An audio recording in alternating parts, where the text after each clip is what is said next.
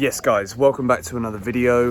Welcome to the George Benson Football Channel for, I guess you could say, the second kind of review / we let a bit of time sit. If you watch my Instagram live, you'll know I did a dog walk straight after I posted 6 things we learned. And it's usually after the rush of trying to get a match review out as quickly as possible, I come to a bit more of like a rounded opinion which fully cements my feelings on a match, and especially when it's a Champions League quarter-final, and because you lose it, or you win it, but you lose on aggregate, you're out of the competition, you kind of have to reflect in a bit more of a different manner. Mason, let's go. Chelsea, I thought, were absolutely magnificent. And Thomas Tuchel, I think what he says, comments-wise, after the game regarding the referee not being bold enough to make decisions. Look at the dog, he's having a little argument. Morning, Salamat Pagi. The referee's not bold enough to make decisions against Real Madrid, and he's not bold enough or even good enough of a referee, which I think is the overall issue I have with European referees, is that there is one consistency with them, sheer inconsistency, time and time again. And as much as I don't want to, after this video, I'll try not to keep going back to the fact that Marcos Alonso, I don't think, handballs the ball. And if you get that decision in your favour, Chelsea go 3-0 up. And I think the most important thing to remember is that if that Alonso goal goes in, what the football matches changes, and the probabilities of Timo Werner then going and putting in the goal which ended up being legitimately Chelsea's third. But if Alonso's goal counts, you can argue it would have been the fourth goal. Do Chelsea, if they're 4-0 up at the Bernabeu, concede 2 more goals? I don't think they do. I think the fact that at 3-0 Real Madrid knew it's only 1 goal to bring themselves back into the tie, in the sense of at 3-1 they would probably back themselves going towards extra time with home advantage, with players to come off the bench who can make a difference too. Then Real Madrid get that confidence that they needed to go ahead and still progress. And that's exactly how it went. Alonso's goal's disallowed. Chelsea are 3-0 up. We're bossing things. Real Madrid have no choice but to give it absolutely everything. And then Karim Benzema gets one chance from, again, Tony Rudiger slipping by the smallest of margins. It's not his fault. He loses his footing. And then in the end, Karim Benzema does what he does best, which is direct his header past Edouard Mendy, who again is going the wrong way. You can't really fault Mendy for that goal. And I guess in Champions League football, against teams like Real Madrid, it is always going to be the finest of margins that define whether you are a winner or a loser. And in Chelsea's case, after a game like this, we may be the winners, and I think even the neutrals, who usually it's quite difficult for neutrals to praise Chelsea. They're a team that are very easy to dislike, especially for English fans. This doggo he's a little bit nuts. Look at all this cool artwork, by the way, on the walls.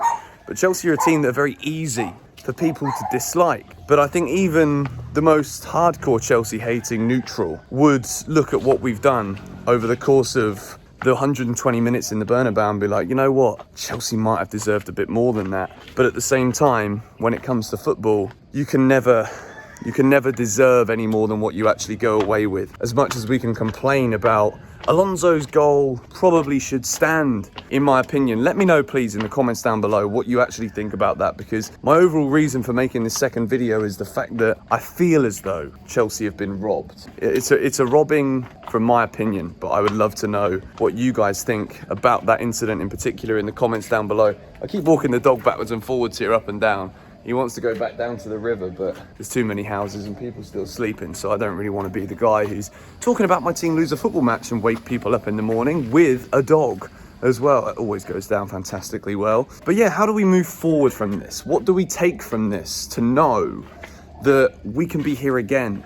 We are the European champions technically still, only on a technicality at this point, because we still cannot win the Champions League this year unless they decide to throw the ref under the bus and actually give Chelsea Alonso's goal, which isn't going to happen. So what do we do from here? Well, I think over the course of the 90 minutes, we saw a fantastic performance from Reece James, who I thought, even though I didn't give him a box in the 6 things, that was totally my bad. He deserved a box. To get a yellow card in the first 10 minutes like that against one of the best wingers in Europe right now. Vinicius is in fantastic form, still very young, one of Real Madrid's key players for the future. Reece James was fantastic throughout, just getting his toes on everything, getting a foot on things.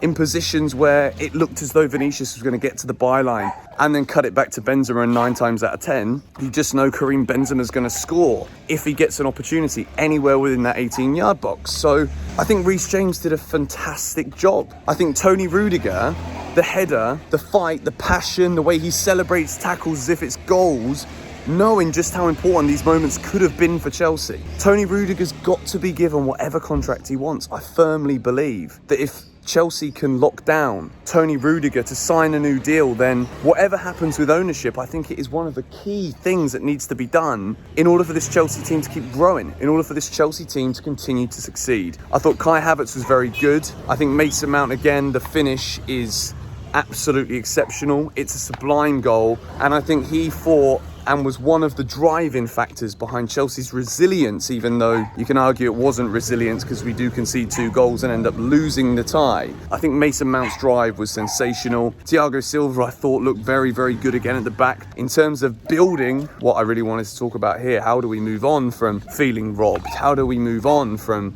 being knocked out of the tournament where we are the holders? Thiago Silva, as long as we can keep him at the club, we need to keep him there. And I think the team needs to be built around Kai Havertz and Mason Mount and getting Tony Rudiger to sign that new deal. Players in the summer like Conor Gallagher to come back, who I think will be a big option for Chelsea in the midfield. N'Golo Kante, at fault for the first goal, gives the ball away far too many occasions these days for me to be like, well, yeah, Kante's going to be the main block in this team in the midfield. I think it's definitely going to be Chelsea will need to bring in a defensive midfielder. I don't see Conor Gallagher as a defensive midfielder. I think he can certainly do the job, but I think he's certainly going to be more important for Chelsea in more attacking areas in the future. So I think this summer we need to go out and invest in a DM. From now, at least, for Palace at the weekend, I think we persist with Timo Werner. We use this form that he's got. We keep going with him. I think he was very good today, and I think when Pulisic and Ziyech came on, they didn't really bring anything to this Chelsea team, and we looked worse when Timo Werner came off the field. So I think Timo Werner's got to keep his place. But then we've got Armando Broja to come back in the summer. Do we then go ahead for another striker? There's rumours that PSG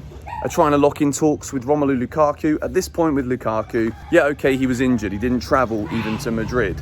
Doesn't bother me, to be honest. I don't think we're going to get the best out of Romelu Lukaku at Chelsea. I wouldn't be surprised, you know. I'll make another bold prediction here. If Harry Kane goes to United or City this summer, and then Antonio Conte pushes to sign Romelu Lukaku at Spurs, I don't think Lukaku would bat an eyelid. I think he would go immediately. You know, considering the way his time has gone here at Chelsea, I'm not going to even try and blame the fact that Lukaku hasn't been that world-class striker for us that we expected him to be as to any kind of excuse as to why we're already out of the Champions League in the quarterfinal stage. It's got nothing to do with it. I think when we're looking at what we've seen out there tonight, it was a special group of players, special manager, and we have a special future. We're still incredibly young. With whatever comes now from the takeover, whoever is going to buy Chelsea Football Club, please look at what we saw out there tonight and use that as a cornerstone for how we build this club for the future. There's no guarantees. There's still concerns, there's still worries, but we can only hope what we saw out there tonight is going to be something that we can keep seeing. Thomas Tuchel remains in charge. He's the best manager, in my opinion, in the world right now.